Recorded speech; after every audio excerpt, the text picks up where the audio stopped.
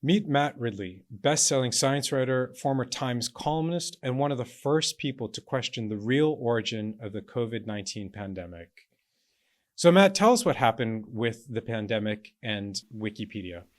Well, fairly soon after the outbreak of COVID-19 in Wuhan, it came to my attention and a number of other people's that there was a highly relevant laboratory working on exactly this kind of virus in exactly that time period, in exactly that city. And so I said, we need to check whether or not this virus has leaked from that laboratory. But rather than investigating that issue, Wikipedia editors labeled me a conspiracy theorist for raising this possibility. That's pretty crazy. What happened then with the government bodies and other agencies that were investigating this very question? Well, I had by now co-written a book with Dr. Alina Chan, putting all the evidence on both sides of the question into print and showing that a lab leak was indeed a highly plausible possibility. And by 2023, the FBI and the US Department of Energy had agreed with that conclusion. So later did the CIA, German intelligence, the World Health Organization came out and said it's still a possibility, and emails from the NIH proved that Cash had funded gain-of-function research on exactly this kind of virus in exactly this city in the run-up to the pandemic. Even Dr. Anthony Fauci admitted that the lab leak may have caused COVID. So history has vindicated us for at least raising this possibility, if not proving it. And how did Wikipedia respond after all this happened? Well, after all this happened, Wikipedia continued to call it a conspiracy theory. And they took no responsibility for having misled the public for several years. And all the while, of course, Jimmy Wales is running ads on my page, and that enriches his foundation, and it happens without my consent. So what's the bottom line here for you? Well, I think the bottom line is that Wikipedia editors have distorted the truth on the most important scientific question of our time, how it came that north of 20 million people died, probably as a result of a laboratory accident in China. And that truth has simply not been available to people who are consulting Wikipedia, and yet the site is making money out of not telling the truth here. So the article about lab leak speaks about a scientific consensus against a lab origin, saying that most of the lab leak scenarios are quote unquote characteristic of conspiracy theories. What message does this send to readers who haven't looked at the evidence themselves the way that you have? Well, the trouble is an awful lot of people are looking at this issue without much background and without much time to go into the detail. And so they just say, oh, if it's a conspiracy theory, it must be on a par with, the 5G phone signal caused the pandemic, or Bill Gates caused the pandemic, or something like that. And of course it's not. It's always been a distinct possibility. Lab leaks happen all the time. They've caused outbreaks in the past. And it is extraordinary how similar the work being done in the Wuhan laboratory was. It was the only place in the world that was working on exactly this kind of virus. And the evidence for a natural outbreak just simply never emerged. So it was always a distinct possibility, and indeed it soon became a probability. So it's very odd to call it a conspiracy theory. It's quite wrong. What do you think led Wikipedia editors to make such a strident and definitive conclusion when there was never any evidence to suggest that? Well, there was a small minority of scientists who were desperately trying to position this as a conspiracy theory. So there was scientific backing for that view, if you like, but only from a relatively small clique. And I talk to scientists all the time who say, look, you're onto something, keep going, but I daren't say so because I need to get funded by the National Institutes of Health or something like that. So there's a real problem there. But the media too joined in with this, and so did Wikipedia. And this is partly because they saw it as a political issue. And we had this extraordinary outbreak in the campaign, in the pandemic. We had this extraordinary outbreak of the media and places like Wikipedia wanting to reinforce official narratives. This wasn't an official narrative, but it was one that was thought to be more politically respectable. Now, could there have been Chinese influence here? They didn't want the lab leak to be taken seriously. The Chinese have access to Wikipedia like other people. I don't know. But I think either people who were sympathetic to China or didn't want to upset the apple cart with China or had genuine Chinese interests may well have contributed to this as well. In the very first paragraph of the Wikipedia article on a possible lab origin, it states there's no evidence SARS-CoV-2 existed in any laboratory prior to the pandemic and that the virus most likely spilled over naturally. So how do you think that framing shapes public policy and media attitudes before any of these people reading the article even click a footnote? Well, that's the problem, is that statement is extremely misleading. There is no evidence for SARS-CoV-2 in any animal or natural state before the pandemic. That's the point. We have no evidence of SARS-CoV-2 existing before the first human patient, either in a lab or in an animal. But what we do have is its closest cousin at the time of the outbreak. And where was that cousin found? In the freezer of the Wuhan Institute of Virology, not in the market, not in an animal. So if you want to go on the evidence does point to the lab. And so the public was genuinely misled by the way Wikipedia editors kept framing this question. Early in 2020, when government advisors and journalists were scrambling to gather some of the facts, Wikipedia's language was already steering people towards a zoonotic or natural spillover origin. How big a role do you think that played in sidelining lab leak inquiries? I think Wikipedia plays a very significant role here. It's the first port of call for a lot of people, journalists and others, when they want to just check the facts on a simple question. And if they're being lazy and not going to look into it carefully. And I don't know about you, but I find I can probably trust Wikipedia to give me a reasonably truthful view of who won a battle in ancient Greece. But for anything modern or at all controversial, I find it gives a very distorted and biased view. And several sections of this relevant article emphasize that pushing the lab leak idea fuels quote unquote anti-Chinese sentiment, but it only offers brief summaries of the positive evidence you and other people you work with have raised concerning a possible lab origin. Do you think this kind of language has a chilling effect on scientific debate? I think there's no doubt that there is a chilling effect.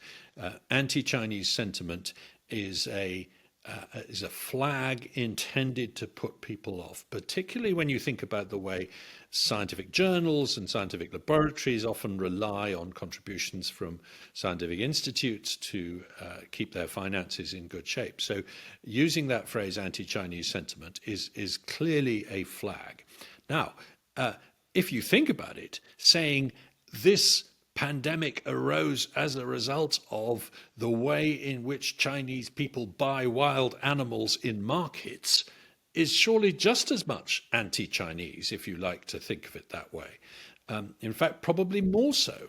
There's nothing against the Chinese nation here. We're worried about what a number of scientists were doing in the months and years before the outbreak that could easily have led to a pandemic, and we're doing it at inappropriate safety levels and so on.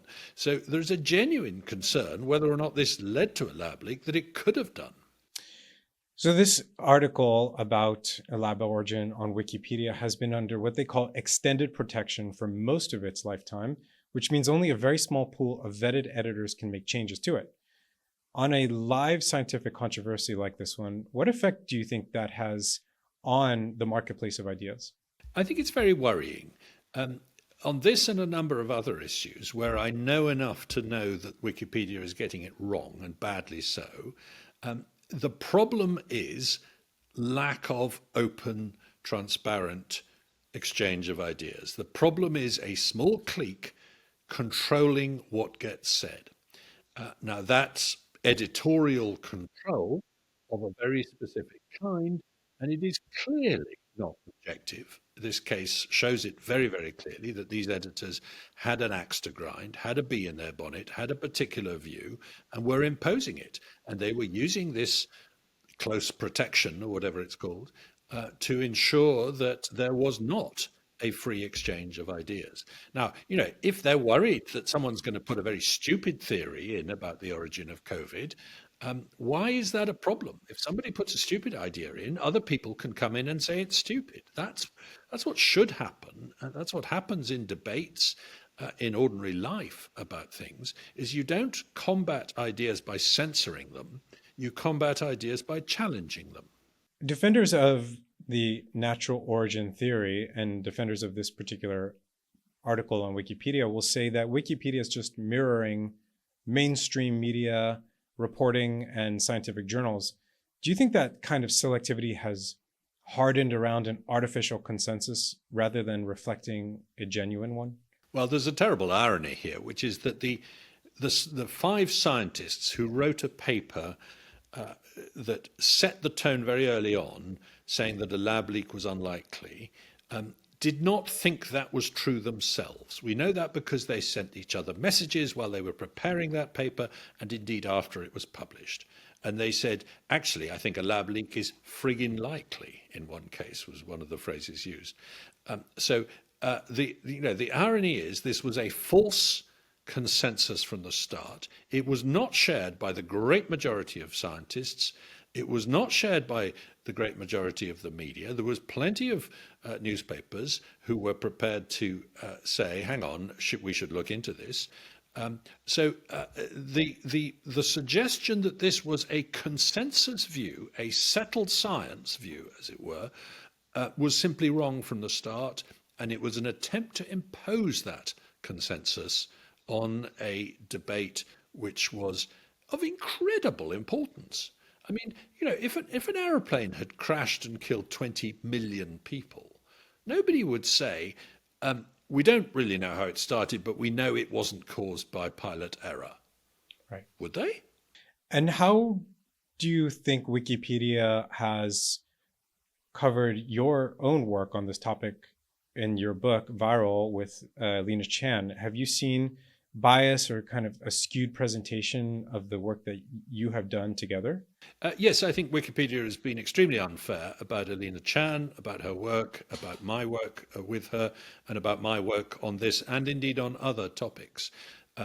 They are prepared to give a lot of space to criticisms and ignorant commentary on what we have done or said, and not to give a fair rendition of our arguments. So, for example, our book actually devotes about half of its space to examining the possibility that this happened naturally in a zoonotic way. We then give about a half to examining the possibility that it came from a leak in a laboratory, and we then give our conclusion that we think the laboratory is more likely. Now, you wouldn't get that impression. You would get that impression from Wikipedia that we set out to tell only one side of the story, and we did so very incompetently. Now, that's not what happened, and it's just lying. It's censorship and falsehoods. As a reader of that book, I can attest it's one of the most balanced, fair-minded books on any topic. It clearly doesn't carry an agenda. That's obvious from the amount of time you both dedicated to the alternative hypothesis, to both alternative hypotheses. And so that's clearly not something that's been reflected by Wikipedia or the media. Both Alina Chan and I both thought that a lab leak was a distinct possibility when we began writing the book, but we did not think it was the most likely. We just didn't know. And we wanted to look at all the evidence and see where we ended up. We ended up thinking a lab leak was more likely than a natural event. And since the book came out, more evidence has emerged that's made that an even stronger possibility. So we both now think that it's highly probable that there was a lab leak, but we didn't set out thinking that, quite the reverse. We thought it was just a 50-50 possibility at best. If you had the ability to rewrite the opening bit about, on the Wikipedia article about lab origin or about the origin of COVID-19 generally, what would you want people to know? I want people to know that this is still a live question. We don't know how this pandemic started, but there are two distinct theories, and one of them is looking stronger than the other in terms of the evidence available to it, and that is the laboratory leak. When you decided to take on this topic and to write a book, there was not a very obvious thing to do, especially as early as you were to the issue. What made you take that leap and say, we need to get something on record, we need to dive into this, investigate, and present this in a fashion that people can understand, almost a narrative? I think the truth is a really important thing. And to be fair, I did not think a lab leak was plausible to start with. For a couple of months, I went around telling other people, no, I gather that's been ruled out. Because I'd seen scientists saying that, and I didn't think it was likely that they were clever enough to have built a virus that was that infectious. But that was because I hadn't looked closely into what was happening in Wuhan, what that laboratory was doing. And once I did so, it immediately became obvious to me that this was possibly the worst industrial accident in the history of the human race by about 1,000 times. You know, the Bhopal chemical accident in the 1980s killed 25,000 people. This one killed 25 million people. So it's 1,000 times as bad if it's caused by human error. Now, it seemed to me enormously important, both in terms of learning the lesson so as to make sure it didn't happen again, and in terms of simply paying respect to all the people who died and had their lives turned upside down, that we did at least find out how this happened. And I ran into senior scientists who told me they hoped we never found out. And I said, would you really say that about a plane crash? So I became fired up by the need to pursue this question wherever it led. And I was hoping that we would quite quickly find an infected animal that had been sold in the market to a person very early on who got the disease, and that would solve the problem. And then our book would have come to that conclusion. Yeah, it was important to look into the lab leak, but it turned out not to be right. But we couldn't do that. We never found such an animal to this day. You came to this as someone who's not a stranger to the media. You were a columnist. You are frequently have appeared in the media. How important do you think the media was in its role for people to understand where the pandemic might have originated from? What do you think happened there with the media and this question? I know from talking to other journalists that the media very quickly decided that this was a too hot to handle topic. And either they weren't going to discuss it at all or they were going to dismiss it. That's the case for most of the BBC, with one or two excellent exceptions. That's the case for most of the broadcast networks in the United States.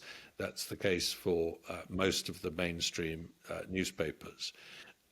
And the lack of curiosity on such a big story from journalists was really rather shocking to me. How can it possibly be true that something as consequential as this is of no interest to science journalists in particular, but even to other journalists? You know, forensically pursuing a very important story is what journalists are supposed to be interested in doing. But on the whole, I found I had this field to myself, with some very noble exceptions, such as you, Ashley, who are also working on it. And mostly it was journalists outside the mainstream, in fact, people outside journalism who did the hard work. The so-called internet sleuths are the heroes of this story. People like The Seeker, people like Billy Bosticson, people like Gilles Demoneuf, people like Francisco Ribera, who in their own free time and on their own dime dug into the open source intelligence that was out there that revealed some very disturbing facts about what the research in that particular city in China had been up to. It's one of the most undertold stories of our time, which is what you just mentioned, the fact that a group of decentralized, anonymous researchers, drastic, uncovered some of the most, probably the most important facts pertaining to the origin of the pandemic, while the media was sort of just parroting talking points from Anthony Fauci at the NIH. It's fascinating, and I think we haven't really covered this to the extent that it deserves. I quite agree. And the particular two cases that spring to mind are one, the discovery by the seeker of several theses in China that detailed the work on bats and viruses carried out by the Wuhan Institute of Virology, which turned out to be highly important. And secondly, a document called Diffuse, which was a proposal to do exactly what would be required to create SARS-CoV-2. And that proposal was made to the US government for funding. And the proposer was a US-based researcher, Peter Daszak, and it did not seem to occur to him to tell us when the pandemic began that he had written this proposal in the year before the pandemic. It was leaked in 2021, 2 years into the pandemic.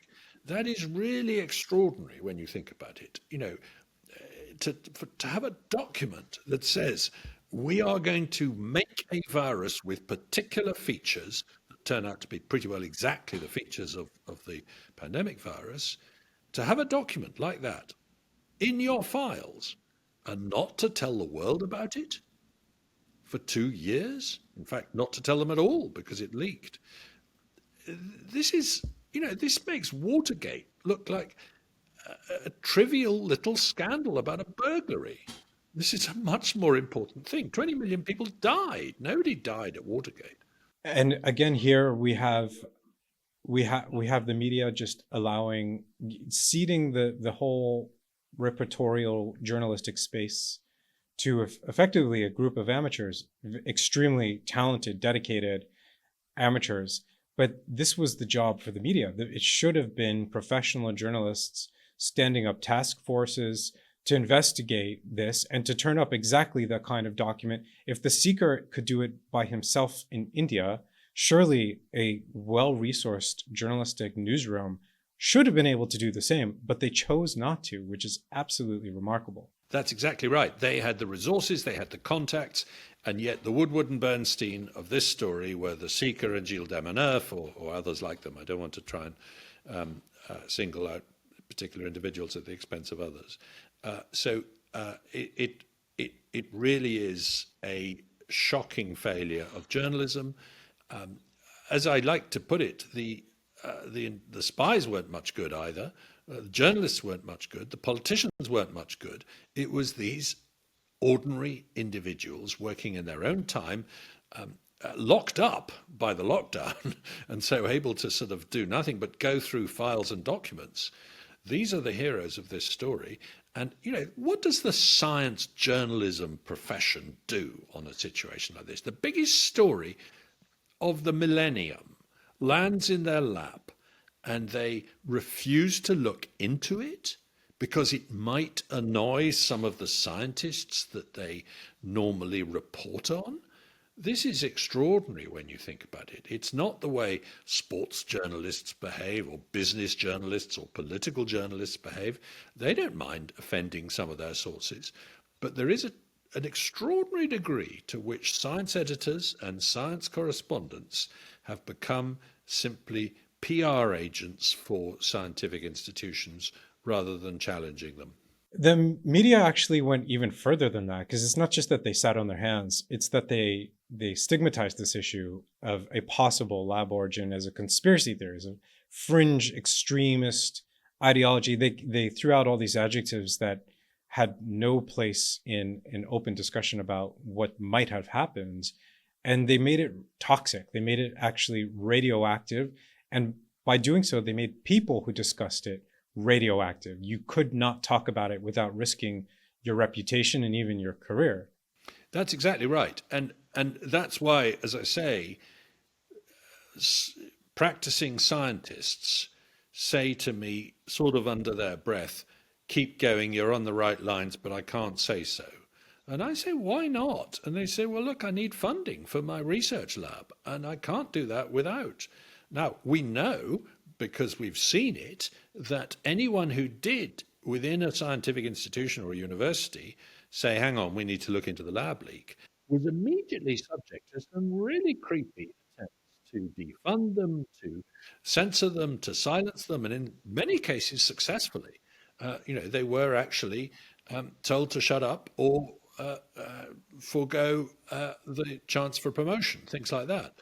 So this has been happening, and it's a real concern that this sort of Lysenkoism, because that's what it is, should happen in the 21st century in America and Europe. Um, it is it's a major scandal. Now, I am fortunate because although I've been a professional journalist, I'm not paid by anyone anymore. I write the odd column. I'm of retirement age, so my career is behind me. I don't care what people think about me. I think the truth is the only thing that matters. And I felt, therefore, I had a particular responsibility, actually, since other people didn't seem to be able to do this, to go where the facts led me without fear or favor. Where do you think the media goes from here? Because to me, it feels like this was a real turning point for journalism, where they completely failed on the biggest scientific story of our lifetimes, easily, and maybe the biggest story of our lifetimes, period. How do you think they recover from this? Can they build back that trust? Or does this just change the media for the long term?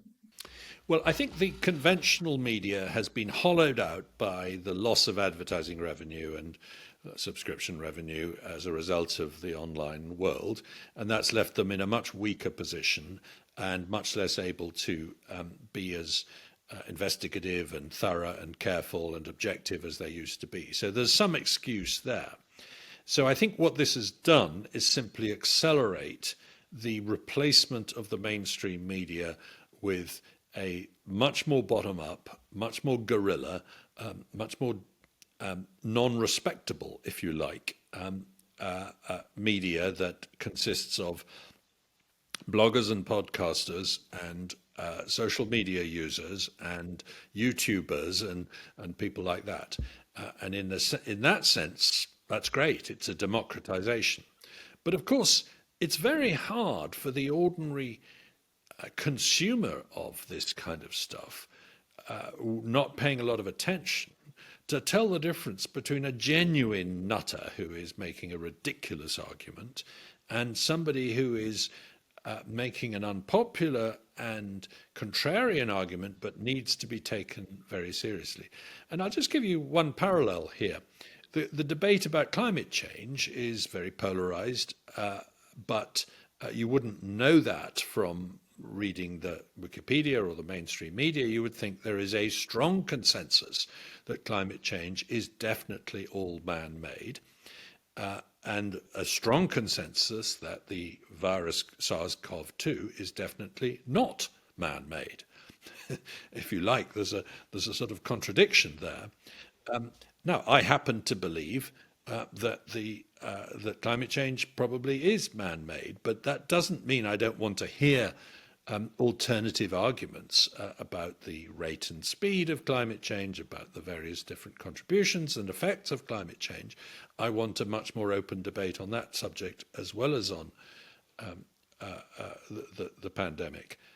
But I think it's an interesting contrast that a premature and dogmatic consensus in favor of a man-made change in the climate, but a non-man-made cause of the virus, is in a sense contradictory.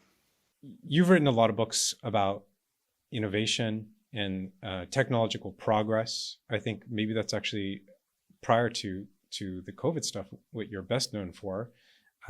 Definitely in Silicon Valley, that's, you've been championed by a lot of leading voices because of those books.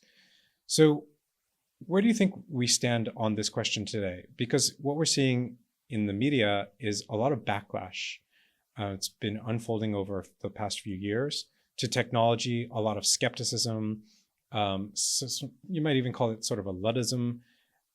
Do you think that there is now a warring narrative in the media regarding technological progress and innovation? I think there's always been more resistance to innovation than we remember. We think of the 1960s as being a very pro-innovation time, but actually there's a lot of Luddism then too. And whenever you go back in history, you find people opposing new things and, saying that Thomas Edison must be stopped because his innovations are too scary and things like that.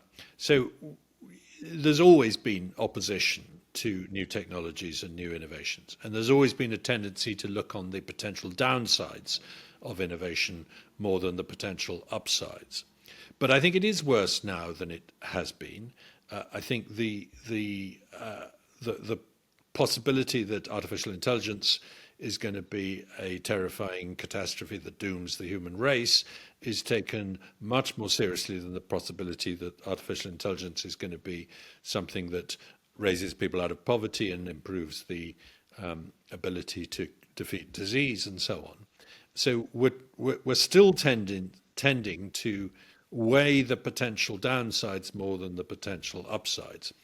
And with every innovation revolution that happens, we look back in a few years and said, I don't know why we were so worried about that. Whether it was nanotechnology or genetically modified crops or whatever it was. And so there's a battle to be won here to remind people that the reason we have seen an enormous retreat in extreme poverty and child mortality and all these other things around the world is because of innovation in technology, but also innovation in habits and practices. And I don't think the battle is lost, but I think it is harder to fight these days. And it would be a terrible pity if through some combination of bureaucracy and superstition, as I like to put it, we actually stop the innovation that could make our grandchildren much better off than we are today. Because I think that way lies far more conflict and far more misery than if we encourage innovation, but also try and make sure it's safe. Now, as it happens, the innovation in virology that probably led to this pandemic is an example of bad and dangerous innovation, and does remind us that that it can do real harm. But it's very easy to see how that was foolish and could have been prevented by a sensible policy. But first, you've got to have an open-minded conversation about it. Returning to Wikipedia for a second, what do you think happens if we don't address the issues that Wikipedia is facing as a source of so-called ground truth now that it is feeding the LLMs, the AIs that are shaping our lives? Well, I think this is the really big issue. If AI hallucinates and makes stuff up, that's a problem. If it doesn't make stuff up, but relies on unreliable sources like Wikipedia, and that then becomes the conventional wisdom believed by the AI as well as by the general public, then we have a real problem. And it's going to get worse and worse because it'll simply be fed into the next generation of large language models, and they will not learn to challenge it. Where are the AI equivalents of you and me and other people who were prepared in this case to say that emperor has no clothes? That's what we need to be concerned about. I would say your most celebrated book, The Rational Optimist, carried a message reflected by the title. Where do you stand on that same question today? Is that how you feel about the future and where we're headed? I am still optimistic about the future. I still think it will be very difficult to prevent our grandchildren being richer than us all around the world. But I think the policies we are adopting that stifle and prevent innovation are now getting so extreme that the improvement our grandchildren see will be nothing like that what they could see. In other words, I think there's an enormous opportunity cost in terms of lost potential future growth in living standards through bad policy today. And instead of your grandchildren and mine being 10 times as wealthy as we are today in real terms all around the world, which is easily possible by the end of this century, instead of that, they might be only 2 or 3 times. Now, that's an enormous loss of human welfare that we are risking through bad policy. So my rational pessimism is not that we're going to get worse. There might be a nuclear war or an asteroid impact or an alien invasion or an artificial general intelligence going berserk. All those are possible. But I think it's more likely that we will end up richer, but not nearly as rich as we could be. Interesting. Well, Matt, thank you so much for doing this and for taking the time. I appreciate it. It's been illuminating as always, and I'm looking forward to the next book, whatever it happens to be. Well, it might be called The Rational Pessimist. You never know. And that would be a great title.